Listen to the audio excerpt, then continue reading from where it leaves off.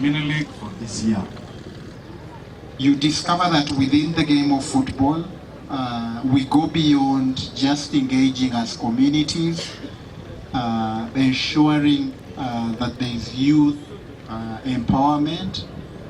That empowerment is in many ways, but of course also to ensure that we remain in cohesion. We are seeing a lot of competition, and the game is growing, the game is developing, the game is moving forward, because now someone from lower will play someone from upper, Bulisa. So I want to thank them so much for the sponsorship that they have given the district and facilitating DFA to run this football mini league.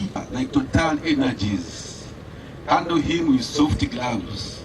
Handle Total Energies with soft gloves. Because sponsors don't come easily. Don't disappoint us, don't disappoint them, do whatever they require to do, and basically and especially when it comes to accountability.